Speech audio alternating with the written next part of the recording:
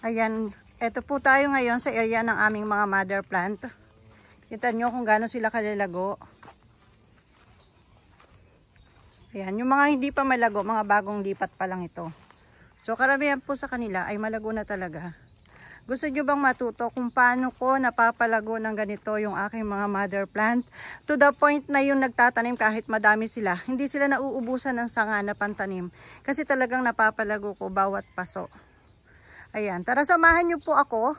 Maglilipat po kami ng mga gagawing mother plant.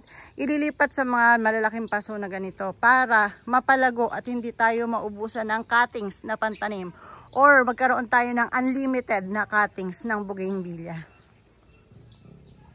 Ayan, meron tayong mga nakaredy dito na malalaking paso. Cement pot po ito para kahit lumaki po yung puno ng bougainvillea natin na gagawing mother plant, hindi po niya basta masisira o mababasag yung paso.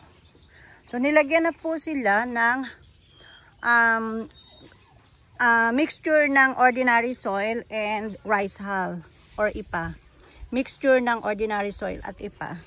Yung lupa na ginamit sa kanya, mga ganito pa nga, malalaking tipak eh. Pero okay lang yan kasi pag dinilig yan, maayos din yan. So ayan. Yan lang po yung ordinary soil na ginagamit namin sa paggawa ng mga mother plant. Pero napapalago na namin. And then ito yung mga mother plant natin na nakalagay lang sa timba na ang tagal niya bago humaba yung sanga or lumago. Kaya ilalagay natin sa mas malaking taniman. Ayan. Ito pong nakalagay sa timba.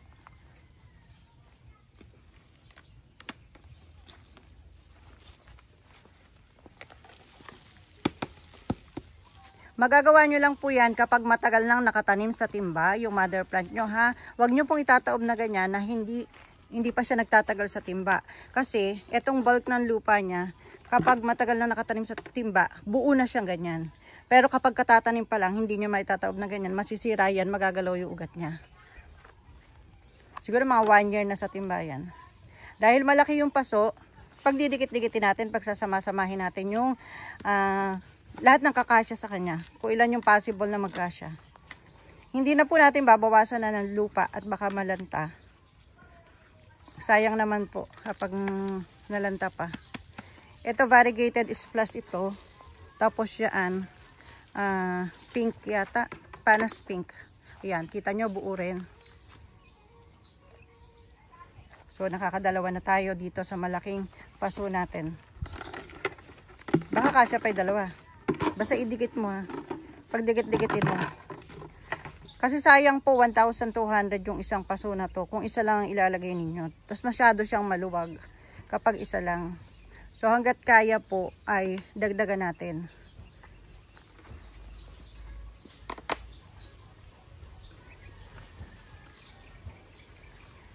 Yan, tanglong yellow naman tong isasama niya. Kahit ano pong variety, wala naman tayong pipiliin. Pagsama-samahin na lang natin dito. Total, hindi naman to papagandahin talaga. Ang purpose natin dito ay mapahaba or mapalaki yung sanga. Mas mabilis pong humaba, mas malaki yung paso. Mas mabilis lumago pag mas malaki yung paso. Nakita nyo naman kanina yung nung una natin, tinignan muna natin mga mother plant namin kung gaano kalalago.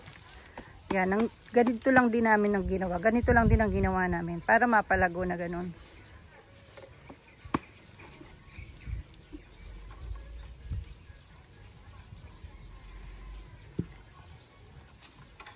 Ayan, buo din yan yung lupa niya kasi matagal na rin niya nakalagay sa paso, ay sa timba. Okay, siksik mo. Basta wag lang masisira yung lupa. Ayan, so isa pa, kasya pa isa.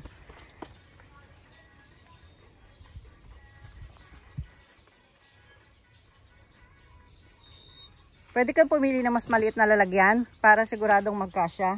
Ito ba? Ito. Yan, mas maliit na lalagyan. Para yung lupa niya maliit lang. Alisin mo yung original, grafted yata yan. May kasamang original, pakialis mo. Para mas mabilis lumago yung nakagraf sa kanya. Dapat inaalis talaga yung original. So, it's your choice kung ano yung pipiliin mo, yung nakagraf sa kanya na rare variety o yung original niya na ordinary variety. So, di ba doon po tayo sa nakagraph na rare variety. So, aalisin natin yung original para hindi siya maagawan ng nutrients.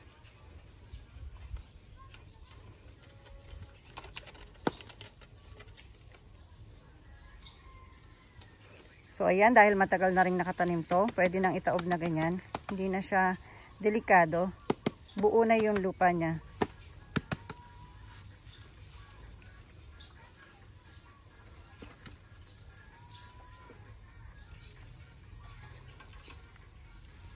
Yan.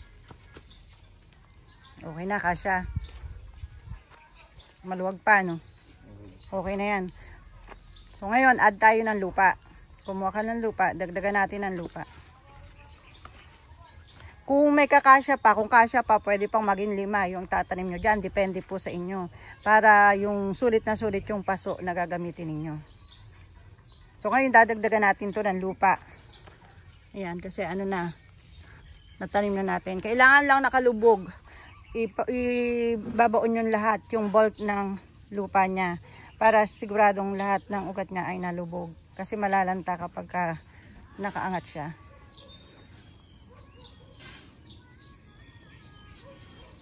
So dito siya kumukuha ng lupa. O, dito sila naghahalo.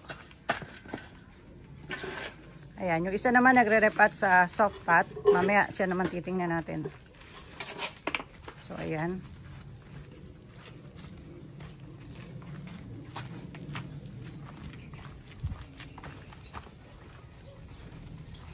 Dagdag lang ng lupa. Tumapon, sayang.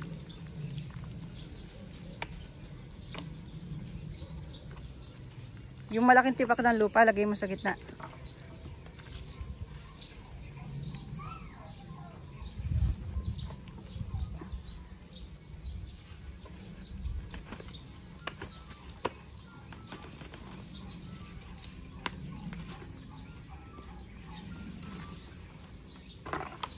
Punuin lang ng lupa. Yung mga bawat pagitan ng bawat bulb ng lupa. Siksikan din ng another lupa. Para yung, parang may extender yung ugat niya. Yan, kuha pa siya. Mga 1 timba pa siguro.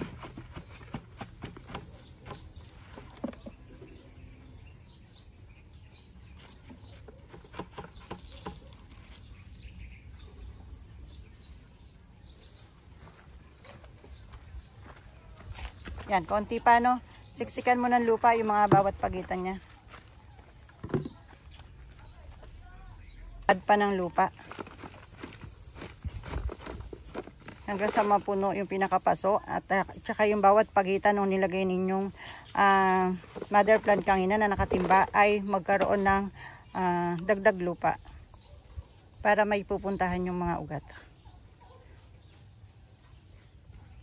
So, wag punong-puno ng lupa para pag diniligan ninyo ay may space pa para paglagyan ng tubig. Kapag kasi punong-puno, pag diniligan mo ang tendency yung water, tutulo lang pababa. Pababa doon sa labas ng paso. So, dapat may space tayo para lalagyan ng tubig. So, hindi dapat punong-puno. Pakiayos mo nga yung gilid, alisin mo yung mga lupa sa gilid. Ayan. Tuwing magpapaso ka, gaganyanin mo para magandang tingnan. Saan punta? Ayoko. Ayan, after na yan, diligan natin. Kapag didiligan natin, be sure po na tumutuloy yung tubig doon sa mga butas ng paso para masigurado po natin na hindi mag-i-stack ng tubig at hindi mabubulok yung mga ugat niya. So, lagi natin titingnan kapag nagdidilig tayo kung lumalabas yung tubig doon sa pinakabutas ng paso. Kapag po kasi hindi lumabas yung tubig, hindi natin mapapansin o hindi natin alam, naka-stack na pala sa loob at yun yung nagiging cause ng pagkabulok ng mga ugat. Nagkakaroon siya ng fungus na bababad sa tubig. Kaya sila namamatay. Sige, tubigan mo hanggat hindi lumalabas yung tubig sa butas.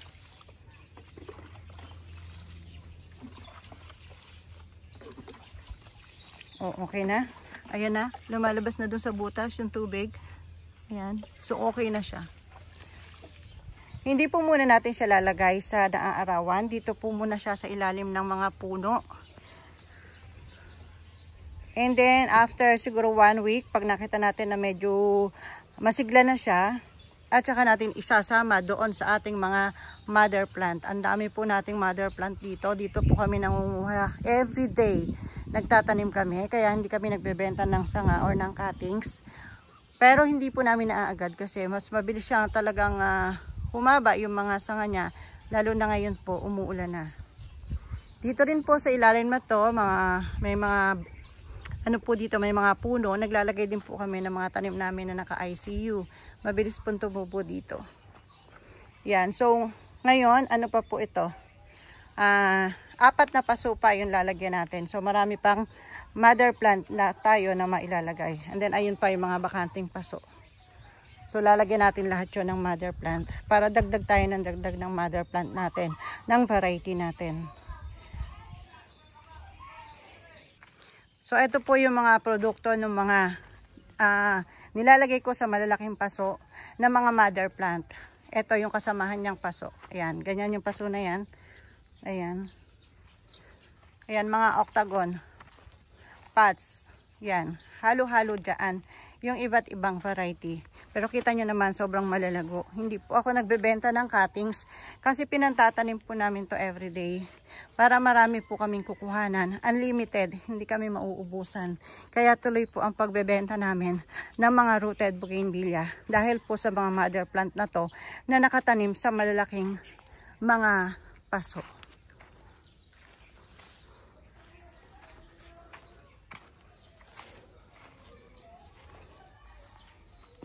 Ayan. Meron pa tayong space dito na hindi ko pa nalalagyan ng mother plant. Pinagpaplanuhan ko pa kung paano maganda sa kanya. Kung ano ilalagay ko. Parang gusto kong mag-greenhouse dito. Para may taniman din dito. So ayan, ganyan po. Kadami yung ating mother plant. Bukod pa doon sa nasa bukid, may mother plant pa tayo doon.